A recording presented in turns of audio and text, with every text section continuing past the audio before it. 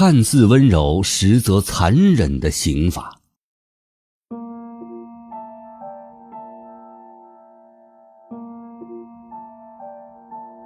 谈及古代最为残忍的刑法，人们或许会联想到朱元璋发明的剥皮炫草，或是满清10大酷刑中的种种惨状。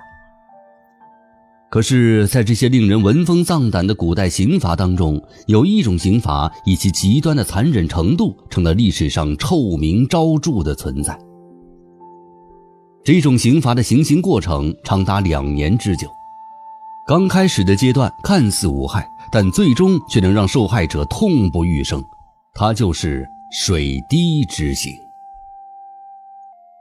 水滴石穿这个成语形容了水的坚韧与毅力，在漫长岁月的侵蚀之下，即便是坚硬的石头也会被柔软的水滴给穿透。那么如果将这一自然现象中的石头替换成有血有肉的人，又会发生怎样的变化呢？商纣王就将这一想法付诸了实践。有一天，商纣王在观看驯兽官调教猛兽的时候，一只新捕获的豹子突然发狂，惊吓到了在一旁侍奉的仆从。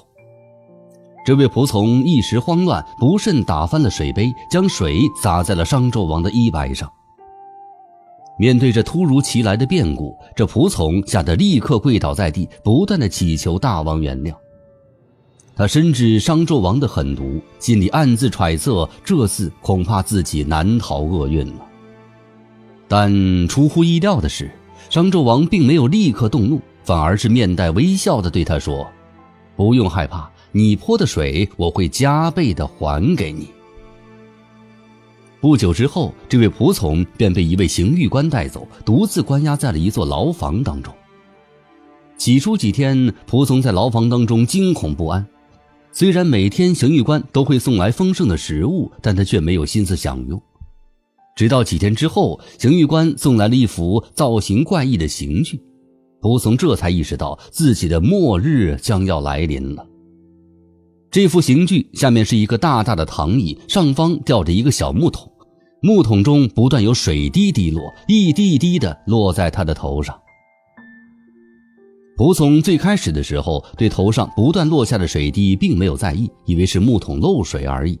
他向行刑官询问的时候，对方露出了阴险的笑容，告诉他这就是刑法。仆从这会儿才明白大王的那句把水加倍还给你的意思，但是起初他并没有感到恐惧。随后仆从看似享受着牢狱生活，每天都有美食，困了就能睡，还有刑狱官陪伴聊天。但是不久之后，他就感到头上瘙痒，而且无法抓挠，日复一日的备受折磨。数月之后，瘙痒加剧并伴有疼痛，仆从的头骨已经被水泡软，伤口就是痛痒之源。他不断的挣扎，不断的哀嚎，但是一切已无济于事。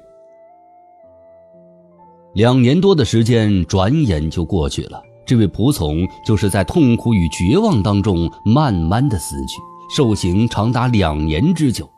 他的头部因水的浸泡和腐蚀已变得惨不忍睹。从历史的角度来看，古代社会的酷刑确实在一定程度上起到了震慑犯罪、维护社会稳定的作用。可是像商纣王这样随意使用酷刑的行为却显得极为残忍和荒谬。这种刑罚不仅剥夺了人的生命，更是在精神上对人进行了极端的折磨和摧残。这种行为无疑是对人性尊严的极大践踏，也难怪商纣王被后世称为一代暴君了。